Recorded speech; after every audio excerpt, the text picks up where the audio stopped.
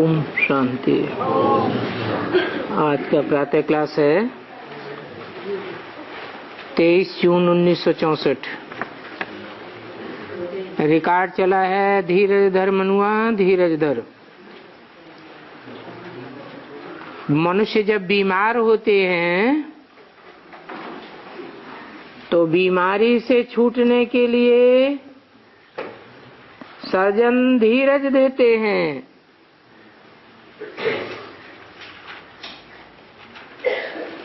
कि धैर्य धारण करो, परंतु वो तो होती है जिस्मानी बीमारी, और अभी तुम बच्चों को तो पता पड़ा है कि ये है रूहानी बीमारी। जन्म जन्मांतर की बीमारी है और रूह को ही रोग लगा हुआ है। इसलिए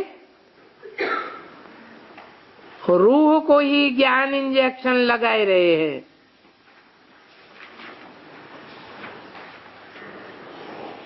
आत्मा को ही ज्ञान इंजेक्शन लगता है। ये ज्ञान का इंजेक्शन शरीर को तो नहीं लगता है। कोई सुई व दवाई आदि भी नहीं है।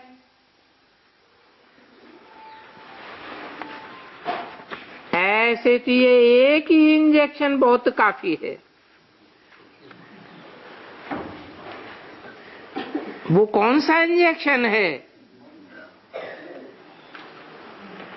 मन मना भव।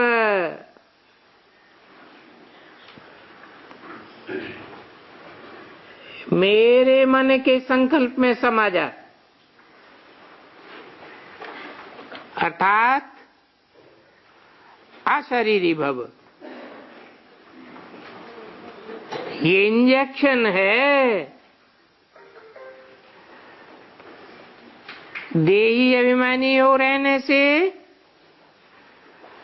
बच्चों का पवित्रता सुख शांति का वर्षा जमा होता रहेगा। जितना जितना देही अभिमानी बन बाप को याद करते रहेंगे उतना उतना वर्षा जमा होता रहेगा। बच्चे जानते हैं आधा कल्प के दुख दूर करने वाला बाबा आया हुआ है।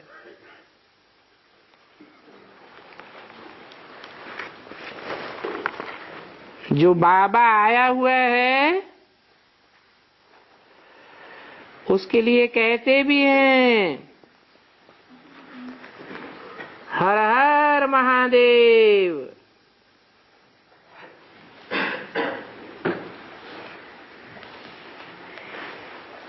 जन्म जन्मांतर के दुखों को हरने वाला है, पापों को हरने वाला है।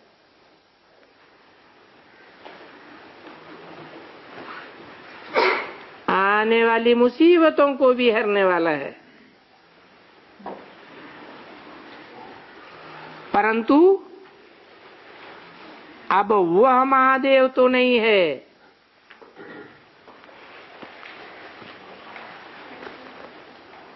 कौन है?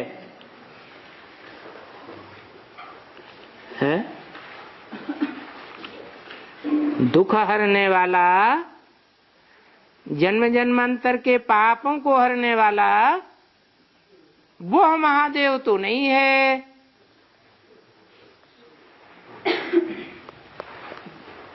जिसको भक्ति मार्ग में पूजते हैं,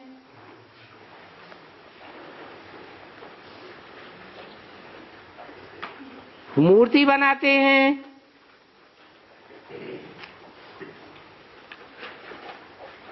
मूर्ति आत्मा की होती है।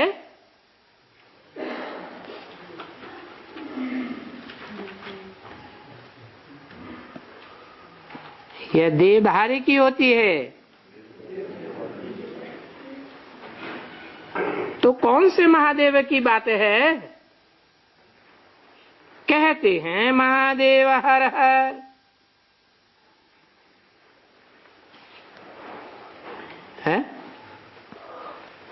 अरे क्या गड़बड़ी हो गई भक्ति मार्ग में और ज्ञान मार्ग में? शंकर को कह देते हैं? वो तो शंकर को कह देते हैं। हाँ, दुखों का हरने वाला, जन्म जन्मांतर के पापों का हरने वाला महादेव नहीं है, कोई देवता नहीं है। ये तो शिव बाबा है। शिव और शंकर में तो है? अंतर है। शिव की आत्मा अलग और शंकर की आत्मा अलग। शिव का पार्ट अलग और शंकर का पार्ट अलग। तो वो महादेव नहीं है दुख हरने वाला। दुख तो बाप ही हरेंगे। किसका बाप? आत्माओं का बाप ही दुख हरेंगे। दुख हर करके जन्म जन्मांतर के सुख देने वाला बाप ही है। बच्चे जानते हैं बरोबर आधा कल्प से हम कुछ न कुछ दूसरों को दुख देते आए हैं। अभी ये बीमारी बहुत बढ़ गई है। कौन सी बीमारी? दुख देने की बीमारी बहुत बढ़ गई है। इन 5 विकारों ने बहुत दुखी किया है। इसलिए बाप कहते हैं ये जो इस कल्प का खाता है, इस खाते को ठीक करो। व्यापारी लोग 12 मास का खाता माइनस और प्लस का रखते हैं। जो नौकरी वाले होते हैं वो माइनस और प्लस को नहीं जानते हैं।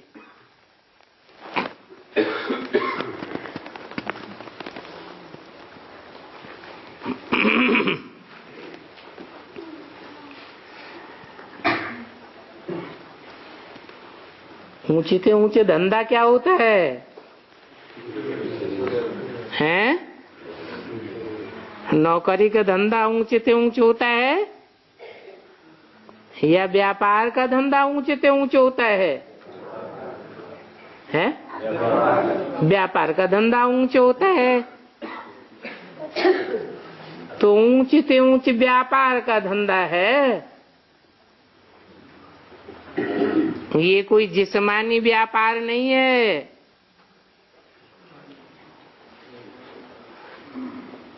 और सबसे ऊंचा धंधा होता है व्यापार में भी जवाहरात का। तो तुम कौन से व्यापारी हो? हैं? हाँ, रूह है जैसे कि जवाहरात हैं।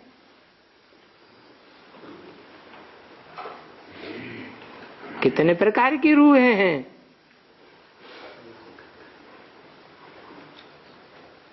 हैं? 9 प्रकार की रूहें हैं। कोई पुखराज है, कोई हीरे भी हैं, कोई माणिक हैं, कोई मोती हैं।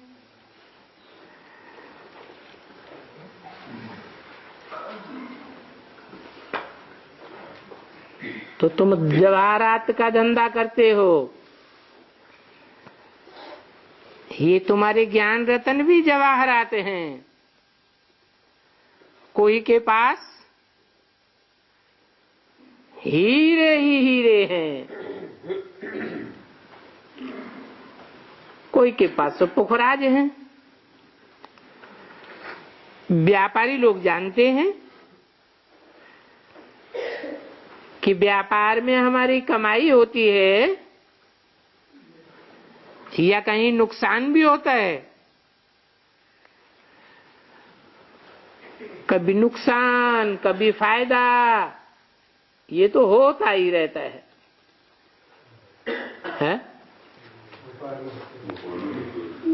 जीवन में जो व्यापारी होते हैं उनका घाटा वाटा तो होता ही रहता है। तो ये वाटा घाटा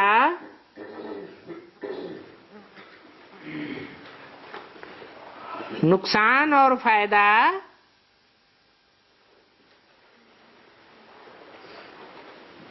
इस जन्म के ऊपर आधारित है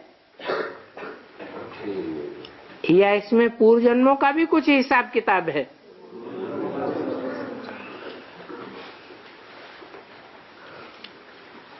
कभी हम बहुत सेवा करते हैं, बहुत ज्ञान रत्नों का व्यापार करते हैं, बहुत प्रयास करते हैं, लेकिन निकलता कोई नहीं है। तो ये पूर्व जन्मों का हिसाब किताब है या इस जन्म का नुकसान है? पूर्व जन्म का हिसाब किताब है।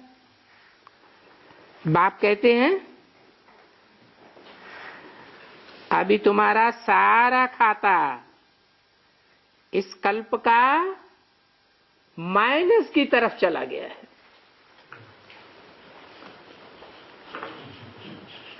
तो कितने लोगों को समझाते हो, ज्ञान रतन देते हो, और फायदा बहुत होता है कि कम होता है?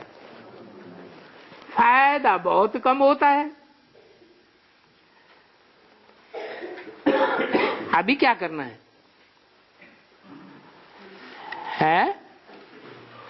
अभी माइनस को प्लस में बदलना है।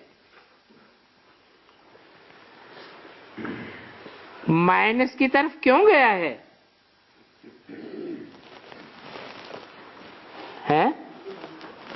कोई कारण है? माइनस की तरफ इसलिए गया है कि तुम देह अभिमानी बन पड़े हो।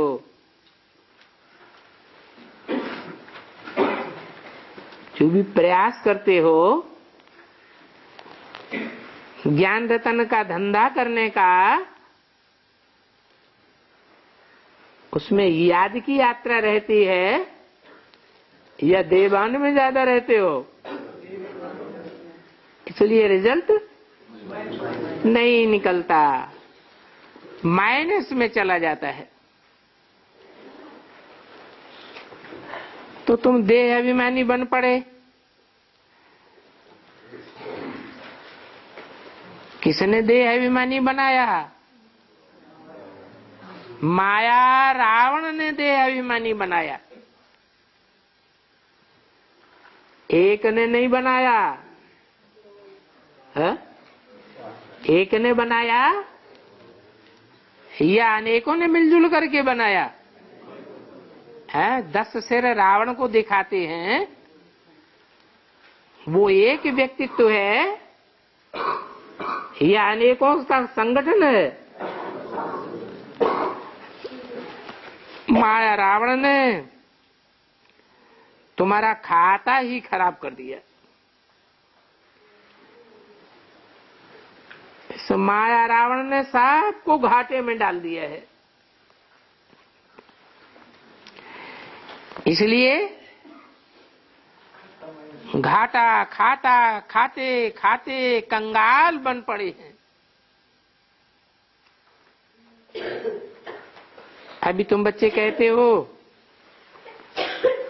बाबा आप तो सत्य कहते हो। क्या? ये देह अभिमानी जो रावण हैं, इनके संग के रंग से हमारा बहुत घाटा हो गया।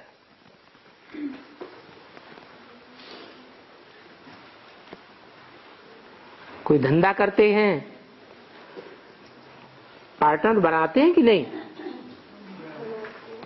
जिसको पार्टनर बनाते हैं उसका संग तो करना पड़ता है।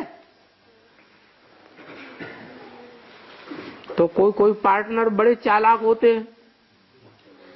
हैं, बजाय फायदा आधा आधा करने के घाटा ही घाटा दिलवा देते हैं। तो वो घाटा खाते खाते हम बिल्कुल कंगाल बन पड़े हैं। तो तुम बच्चे कहते हो बाबा आप तो बहुत सत्य कहते हो। बरोबर, इस माया रावण ने हमको बहुत घाटा डाला है। घाटा होते होते अब हम सब कौड़ी तुल्य तुच्छ बन पड़े हैं। क्या? कौन कौन बन पड़े हैं? हम सब कौन हैं? है? आत्मा है। कौड़ी तुल्य बन पड़े। आत्मा कौड़ी तुल्य कैसे? आत्मा तो अच्छी चीज है कि कौड़ी तुल्य है? हैं? आत्मा तो हीरे तुल्य। फिर क्या ये क्यों कहा आत्मा कौड़ी तुल्य बन पड़े? क्योंकि सुबह से शाम तक कौड़ी ज्यादा याद आती है, आत्मिक स्थिति सम रहती है। तो कितने तुच्छ बन पड़े। कुबेर जैसे खजानी थे। क्या? कैसे खजाना था हमारा? कुबेर जैसा खजाना था। कुबेर कौन है? हैं? हैं? जो ज्ञान रत्नों का खजाना है वो सारे खजाने का मालिक है।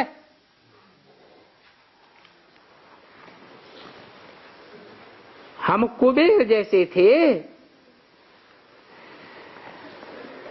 अभी सत्य बाप हमको नर से नारायण बनने की मत दे रहे हैं। जिस श्रीमत से हम श्रेष्ठ बनेंगे और उस श्रीमत से हमारा आधा कल्प का जमा हो जाएगा। और ये ऐसा खाता हमारा एक ही बार होता है। अभी बाप कहते हैं इसलिए अच्छी रीति खाता जमा करना है। श्रेष्ठ ते श्रेष्ठ पद पाना है तो देही अभिमानी बन बाप को याद करो। आत्मा ही पतित बनती है। इसलिए आत्मा को ही पाप आत्मा, पुण्य आत्मा, महात्मा कहा जाता है। पाप शरीर तो नहीं कहा जाता है। और पाप आत्मा बनाती है माया रावण। बाप को याद ही नहीं करते हैं तो पुण्यात्मा कैसे बने? अशुद्ध अहंकार है नंबर 1 भूत। माया ने कितना घाटा डाला है। सारी दुनिया में इस घाटे और फायदे का कोई को पता नहीं है।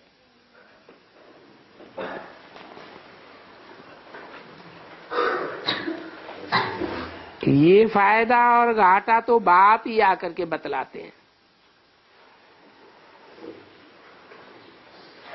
श्रीमद् भगवान वाच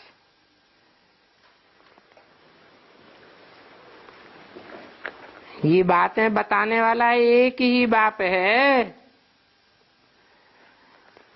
जो आकर के राजयोग सिखलाते हैं। ऐसे नहीं कि ब्रह्मा के तन से ज्ञान सुनाकर चले जाते हैं और हम अपने आप ही राजयोग सीखते रहते हैं? नहीं,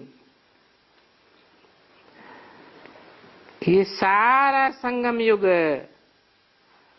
बहुत फायदे का युग है। मनुष्य को भर देते हैं। सिर्फ एक बात में निश्चय रहे और बाप को याद करते रहो, बस। ये तो जानते हैं। और हमने धीरज भी रखा है। बरोबर अब हमारी तकदीर जग रही है। कैसे? है? एक बाप मिला है तो उसके संग के रंग से, उसकी याद से हमारी तकदीर जग रही है। और इन रावण संप्रदाय को हमने छोड़ दिया है।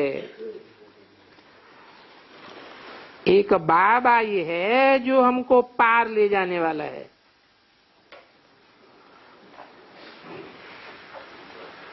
औरों की नवैया का सहारा लिया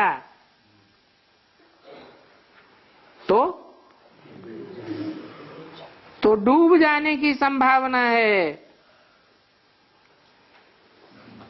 कहते भी हैं एक बाप दूसरा न कोई।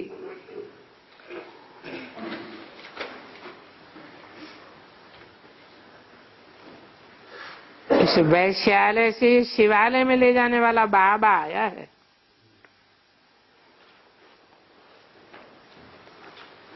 तो तुम्हारी नवैया का खिवैया तो एक ही है?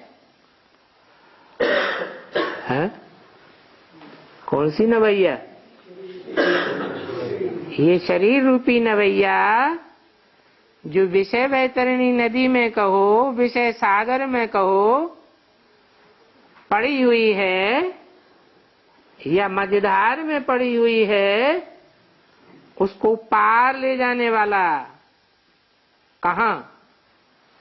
पार माने कहाँ है? दुखधाम से सुखधाम में ले जाने वाला एक ही खिवैया है। अच्छा, इस शरीर को पार ले जाएगा कि आत्मा को पार ले जाएगा?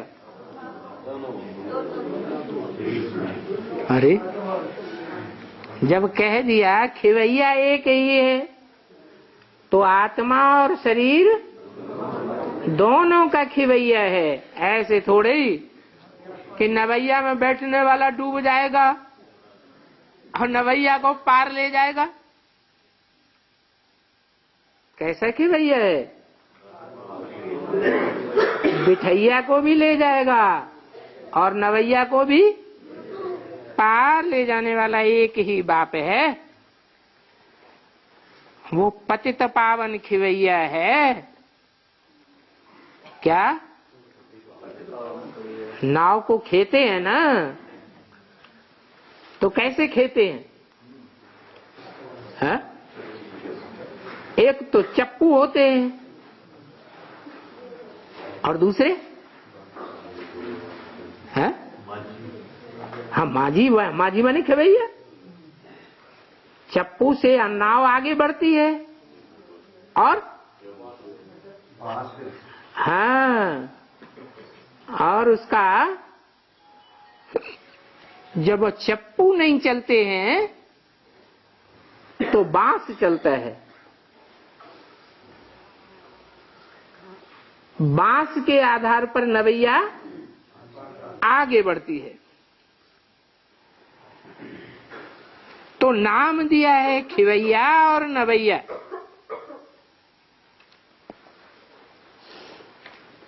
उन माझियों में भी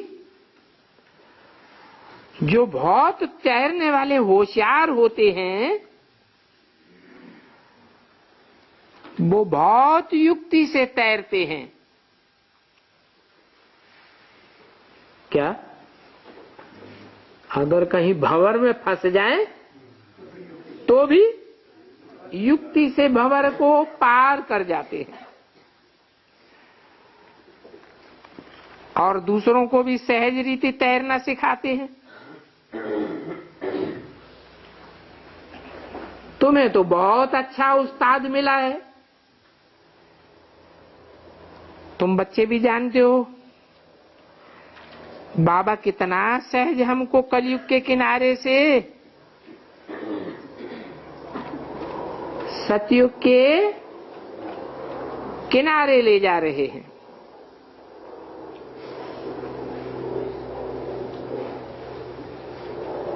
तरीका क्या है?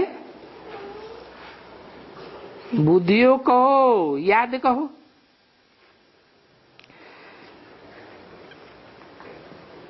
तो ये आत्माओं से बात कर रहे हैं। बाप ही आए हैं आत्माओं की ज्योति जगाने।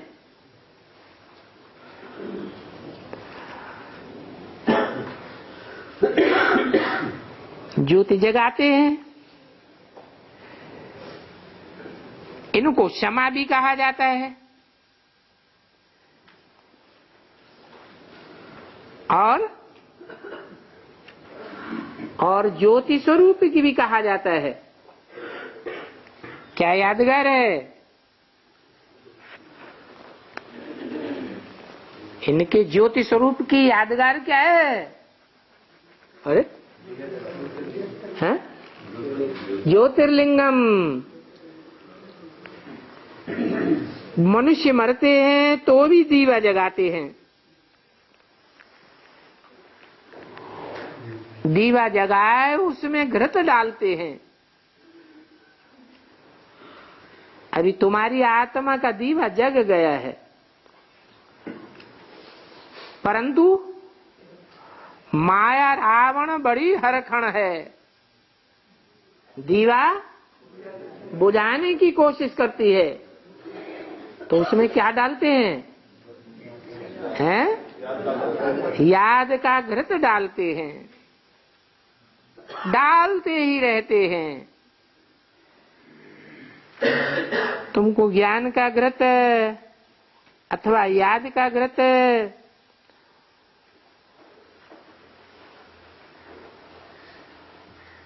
आधा कल्प से लेकर के कहां से भी नहीं मिला है। इसके कारण तुम्हारे दीवे बुझे हुए हैं, मानो बुझ ही गए हैं। बाकी थोड़ा जाकर के रहा है। इस समय है घोर अंधियारा। दीवा अच्छी तरह जलता है तो सोजरा ज्यादा होता है और उसमें घृत कम हो जाता है। बत्ती ही जलने लगती है तो अंधियारा होने लगता है। सतयुग में होता है घोर सोझरा। कारण क्या हुआ? आत्मा का दीवा अच्छी तरह जग जाता है, उसमें ज्ञान घृत और अव्यभिचारी आत्मिक स्मृति का घृत अच्छी तरह भर जाता है तो सतयुग में घोर सोझरा हो जाता है। अभी फिर से तुम आत्माओं के दीपक जग रहे हैं और साथ साथ ज्ञान का तीसरा नेत्र भी तुमको मिल रहा है। पत्रों में भी बाप लिखते हैं, मीठे मीठे सिकिल्दे लाडले बच्चे, क्योंकि बाप बहुत मीठा है ना। तुमको तो प्रैक्टिकल में टेस्ट आती है कि बाप कितना मीठा है। ये प्रैक्टिकल में टेस्ट कैसे होती है? क्या चाटते हो? हैं? तुम प्रैक्टिकल में जैसे तुम शरीरधारी हो वैसे बाप भी शरीर धारण करके आया हुआ है और तुमको बहुत मीठा मीठा ज्ञान सुनाते हैं, बहुत मीठी मीठी दृष्टि देते हैं। कितना प्यारा है। कहते हैं मैं तुमको कैसे ले जाऊंगा? नैनों पर बिठा कर ले जाऊंगा। सारी दुनिया हाय हाय करके शरीर छोड़ेगी और तुमको नैनों पर बिठा कर ले जाऊंगा। 23/6/64 की वाणी का दूसरा पेज। तो ले भी जाते हैं और हमको गुलगुल बना के ले जाते हैं। तो हमको भी कितना मीठा बनाते हैं ये भी तुम जानते हो। हम ही पहले कितने मीठे और कितने प्यारे थे, फिर हम ही पूज्य से पुजारी बने तो खुद को पूजते रहे। पहले हम सूर्यवंशी लक्ष्मी नारायण थे, फिर अब देखो हम सूर्यवंशी बन गए हैं। शूद्रवंशी बनना माना घाटा, अभी फिर हम सूर्यवंशी बनते हैं। सूर्यवंशी बनना अर्थात फायदे ही फायदे में जाते हैं।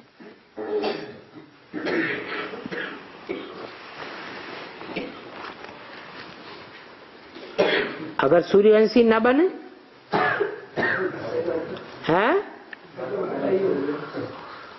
तो या तो चंद्रवंशी बनेंगे, वैश्यवंशी बनेंगे,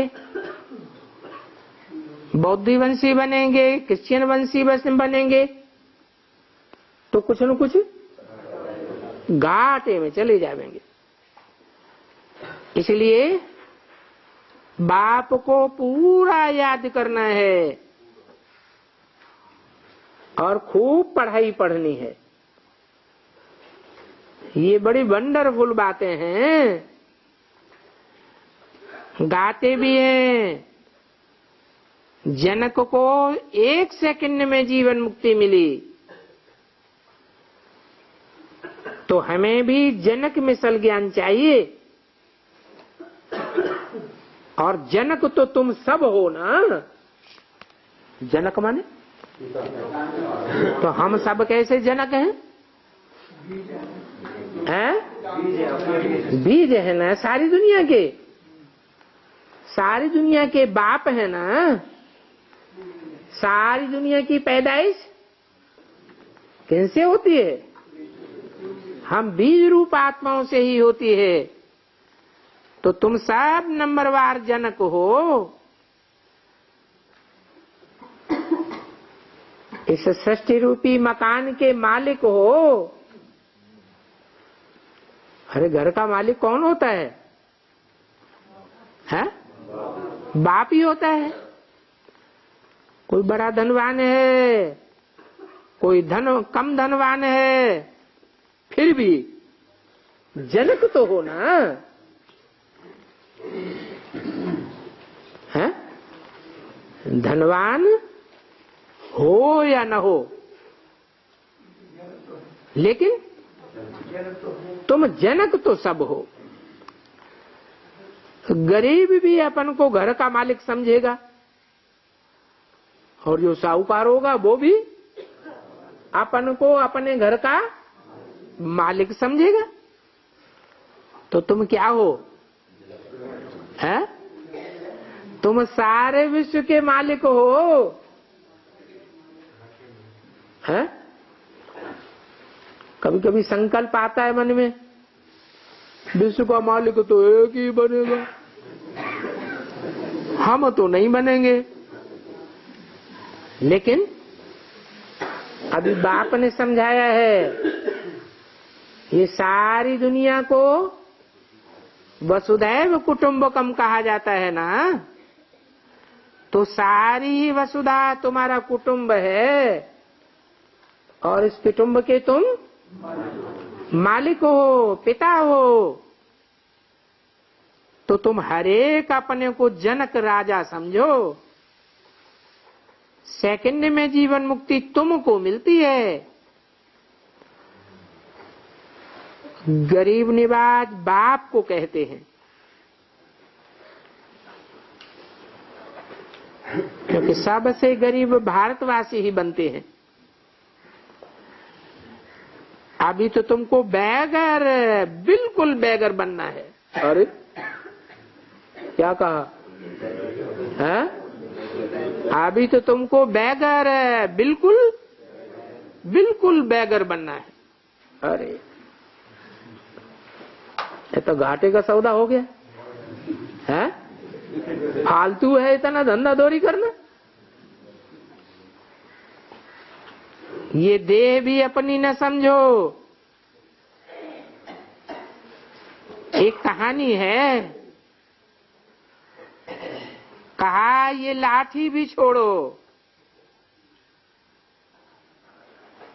बाप कहते हैं मुख्य है ही ये देह अहंकार, इसको भूल जाओ। एक बाप को याद करो। ये तो सब जानते हैं मैं आत्मा हूं, ये शरीर है। एक शरीर छोड़ करके आत्मा दूसरा लेती है। पुनर्जन्म को तो सब भारतवासी मानते ही हैं। जरूर जिस युग में रहेंगे पुनर्जन्म भी जरूर उसी युग में मिलेगा।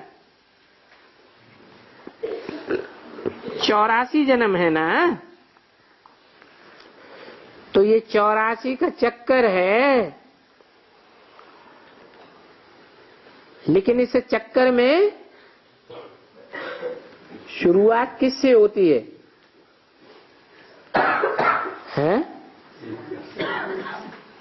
इस्लामियों से शुरुआत होती है, क्रिश्चियन से शुरुआत होती है, किससे शुरुआत होती है? ये तुम बच्चों से ही आदि शुरू होती है। तो तुम सब नंबरवार आदि देव हो। आदि देव के बच्चे भी आदि देव, फिर नीचे आते हो। तो ये हुआ तुम्हारा 184 का सुदर्शन चक्र। और इसको समझने के लिए तुमको ज्ञान का तीसरा नेत्र भी मिला हुआ है। जितना बाप को याद करेंगे उतना तुम ऊंच पद पावेंगे। ये तो जानते हो कि जीवन मुक्त तो सभी देवताएं हैं, हैं? सभी देवताएं जीवन मुक्त हैं, हैं? जो भी देवी देवताएं हैं वो सभी जीवन मुक्त हैं? नहीं। अरे कितने हैं देवी देवताएं टोटल? सभी जीवन मुक्त हैं? नहीं है? हैं?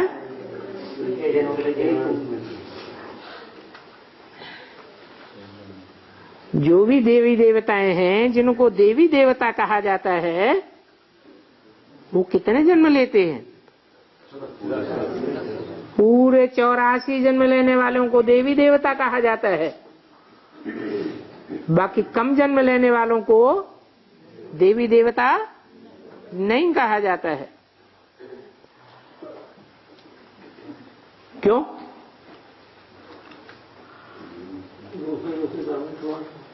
हाँ, और धर्मों में कन्वर्ट तो होते हैं, लेकिन उनको देवी देवता क्यों नहीं कहा जा सकता? जीवन मुक्त क्यों नहीं है? हैं? क्योंकि इसी जीवन में पुरुषार्थ करते करते मुक्त नहीं होते हैं।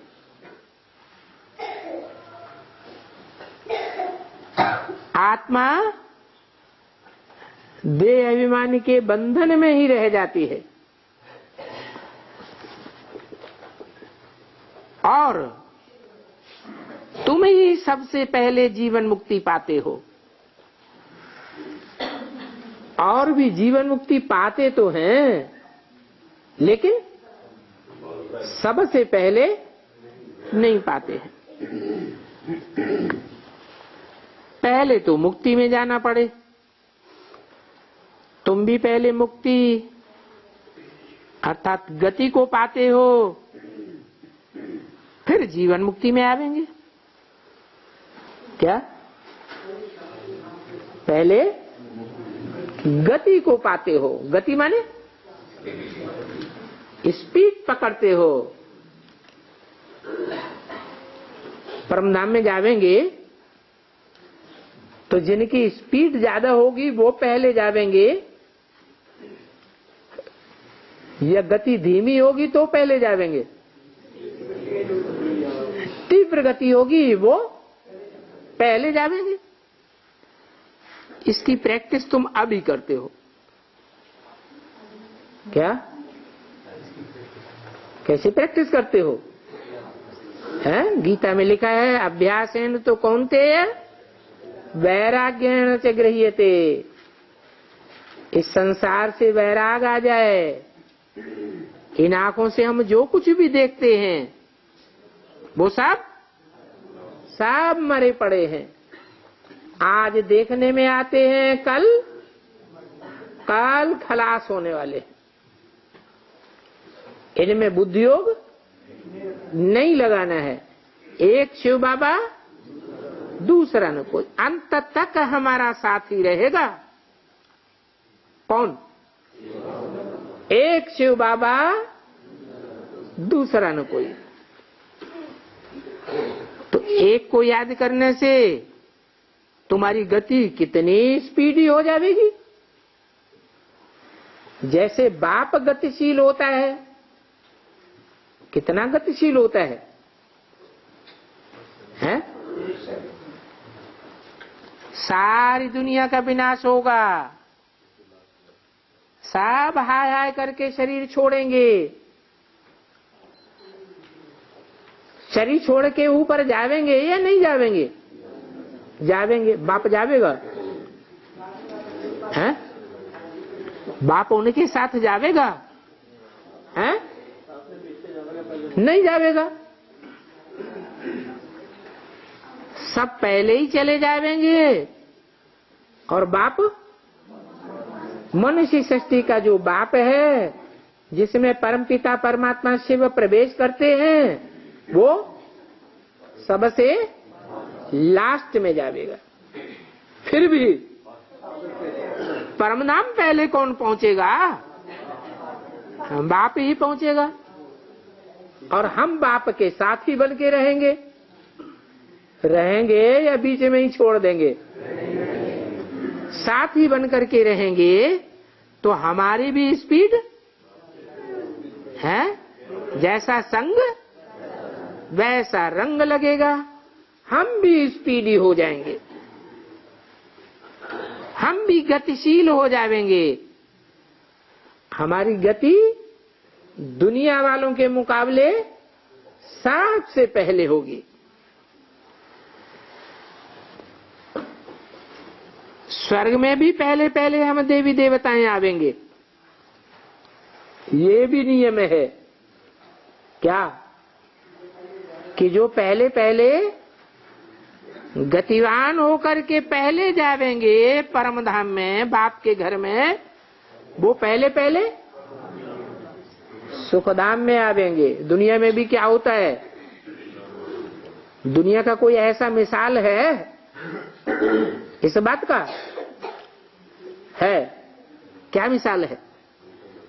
जो बच्चा पहले पहले पैदा होता है वो पहले वर्षा पाता है। वो तो होता है एक जन्म का वर्षा। और ये 21 जन्मों का वर्षा है। ये 21 जन्मों का वर्षा कौन पहले पावेंगे? जो पहले पहले पहले पहले मुक्ति धाम में जावेंगे दौड़ लगा के, और वो ही पहले पहले सुखधाम में आवेंगे। माने बाप के घर के बच्चे जो पहले बनेंगे वो बड़ल्ले हुए, और जो बाद में बनेंगे, बाप के घर में बाद में पहुंचेंगे, वो छोटे हुए। छोटों को वर्षा पहले मिलेगा कि बड़ों को पहले मिलेगा? जो बड़े होंगे उनको पहले वर्षा मिलेगा, जो छोटे होंगे उनको बाद में मिलेगा। तो स्वर्ग में भी पहले पहले हम ही देवी देवताएं आवेंगे। जो देवी देवता धर्म अब प्रायः लोप हो गया है। क्या? पूरा लोप नहीं हुआ है, अभी भी कुछ न कुछ है। भारत में अभी भी ऐसे ऐसे परिवार हैं, 60-60, 70-70 के संयुक्त परिवार हैं, सतयुग की यादगार हैं, जिनका एक ही मुखिया होता है। मजाल के कोई एक भी सदस्य उस मुखिया की मत से विपरीत चला जाए। एक राज्य, पूरे परिवार का एक धर्म, एक कुल, एक मत। ऐसे नहीं आज के परिवारों की तरह। बच्चा जनता पार्टी में जा रहा है तो बच्ची कांग्रेस पार्टी में वोट दे रही है, पत्नी बहुजन समाजवादी पार्टी को फॉलो कर रही है। सबकी अलग अलग मत हो जाती है।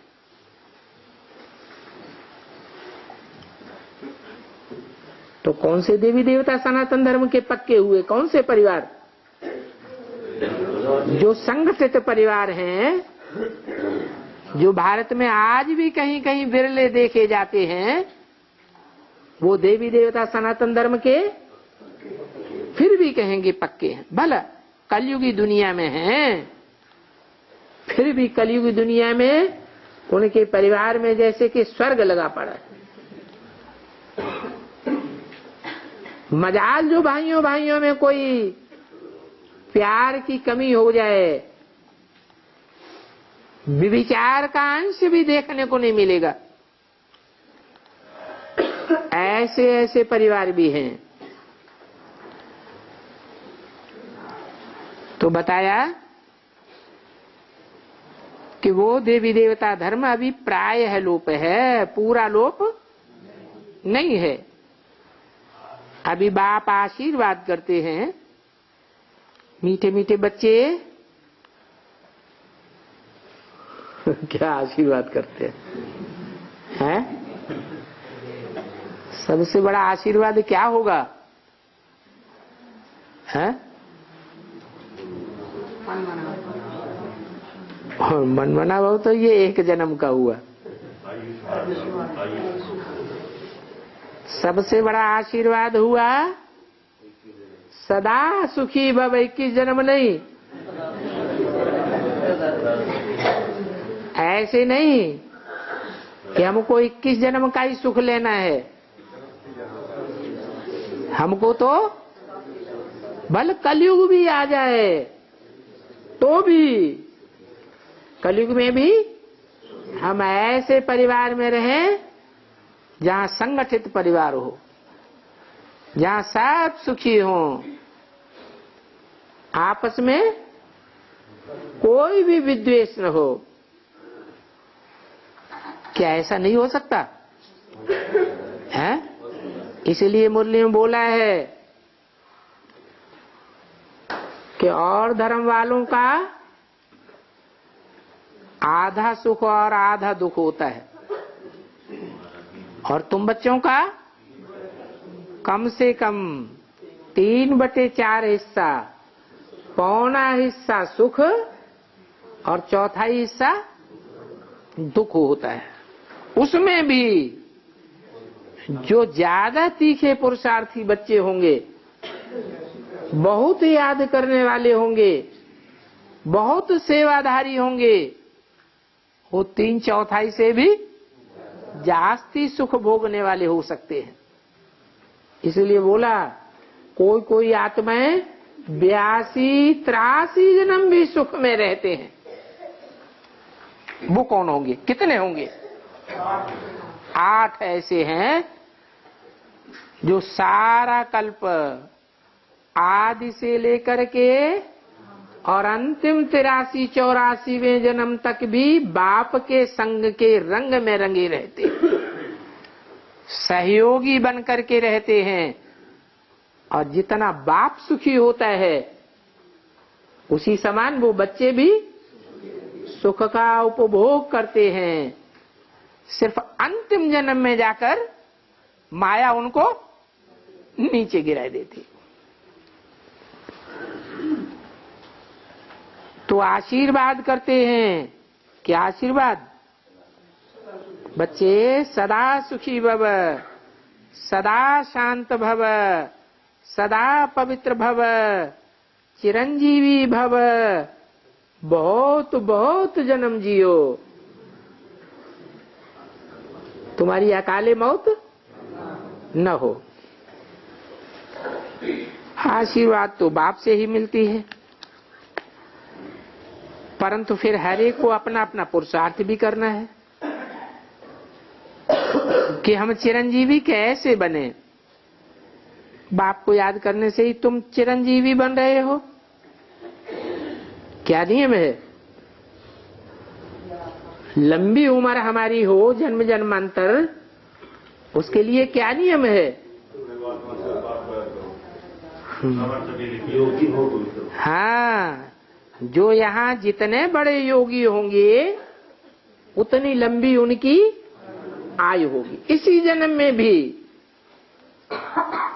जो बहुत याद करेंगे तो उनकी आयु भी इसी जन्म में बहुत लंबी हो जाएगी। कितनी लंबी हो जाएगी?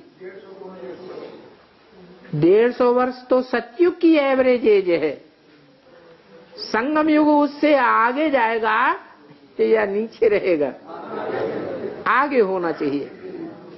एवरेज एज का मतलब ही होता है कि सतयुग के अंत में 150 से कम भी हो सकती है और सतयुग के आदि में 150 से ज्यादा भी हो सकती है। और तुम तो हो ही संगम युग में परमात्मा बाप से डायरेक्ट प्रैक्टिकल प्राप्ति करने वाले, तो चिरंजीवी बन रहे हो।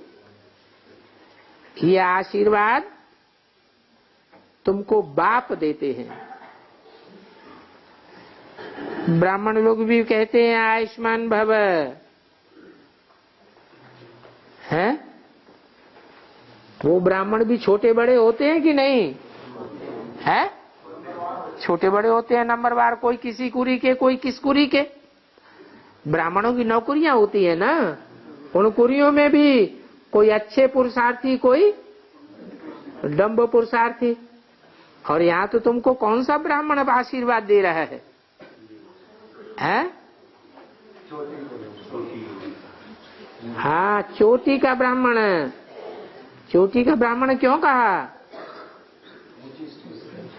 क्योंकि पहले पहले बाप जिसमें प्रवेश करते हैं वो है पहला ब्राह्मण। पहला ब्राह्मण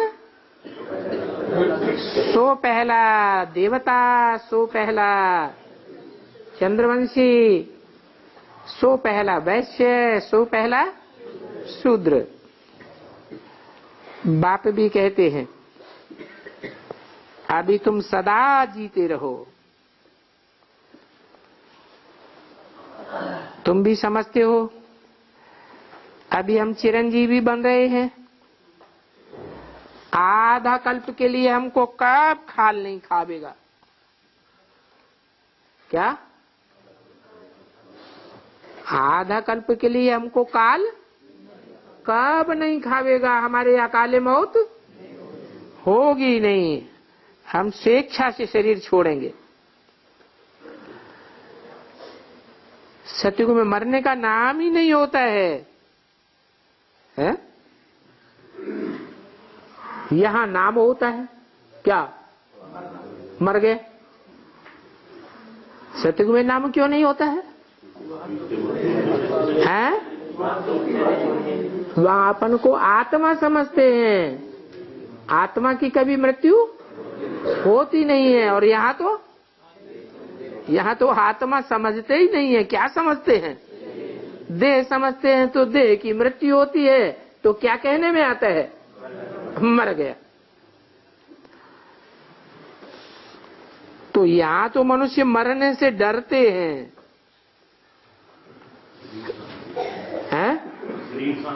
हाँ, और वहां आत्मा समझते हैं तो मरने की एक तो बात ही नहीं, और दूसरे शरीर तो भले वहां छोड़ते हैं, लेकिन डर नाम की कोई चीज नहीं। तुम तो पुरुषार्थ कर रहे हो अभी मरने के लिए, हैं? ये क्या बात हुई? हम मरने के लिए पुरुषार्थ कर रहे हैं? हाँ, देह भान छोड़ना माना मरना। अगर हमारा देह भान छूट जाता है तो जैसे कि हम इस दुनिया में जीते जी मर गए। बल शरीर रहेगा लेकिन आत्मा देह भान से परे हो जाएगी। शरीर छोड़ करके हम अपने बाप के पास जावेंगे। शरीर छोड़ के जावेंगे, हाँ, देह भान छोड़ के हम बाप के पास जाए। ऐसे नहीं हमारी देह खलास हो जाएगी। खलास हो जाएगी, हमारी तो देह भी रहेगी और आत्मा तो है ही अविनाशी। हमको ये अनुभव नहीं होगा कि हम शरीर से मर गए। शरीर भी हमारा सुरक्षित रहेगा और आत्मा भी सुरक्षित रहेगी। स्वर्गवासी बन जावेंगे। कौन से युग में? संगम युग में ही स्वर्गवासी बन जावेंगे। स्वर्ग सतयुग से आवेगा या संगम में आवेगा? कैसे? हाँ, ग कहाँ गया? स्व स्थिति में गया। तो स्व स्थिति में हम जावेंगे कितनी देर के लिए? घंटे, 2 घंटे के लिए हैं? 24 घंटे के लिए लगातार हमारी ऐसी स्टेज बन जाएगी कि हम अपन को देह नहीं समझेंगे। क्या समझेंगे? ज्योति बिंदु आत्मा ही देखेंगे। दूसरों को भी ज्योति बिंदु आत्मा के रूप में देखने के आदी हो जाएंगे। तो जैसे कि हम जीते जी देह भान से मर गए, फिर बाप के पास जावेंगे, फिर स्वर्गवासी बनेंगे। निर्वाण धाम जाने के लिए सिर्फ तुम ही पुरुषार्थ करते हो। क्या कहा है? निर्वाण धाम जाने के लिए सिर्फ तुम ही पुरुषार्थ करते हो। क्या मतलब? सिर्फ का मतलब क्या हुआ है? सिर्फ का मतलब हुआ, और धर्म वाले जो हैं, जो सन्यास धर्म वाले हैं, चाहे वो चंद्रवंशी हो, चाहे इस्लाम वंशी हो, बौद्ध वंशी हो, क्रिश्चियन, कोई भी वंशी हो, वो सब कौन से वंश के हैं? वो 7 सन्यासी हैं। और तुम हैं? तुम प्रवृत्ति मार्ग के पक्के हो। तो सिर्फ तुम ही पुरुषार्थ करते हो निर्वाण धाम में जाने का। वो सन्यासी तो निर्वाण धाम में जाने का पुरुषार्थ कर ही नहीं सकते। क्यों नहीं कर सकते हैं? हाँ, क्योंकि उन्हें तो निर्वाण धाम का पता ही नहीं है।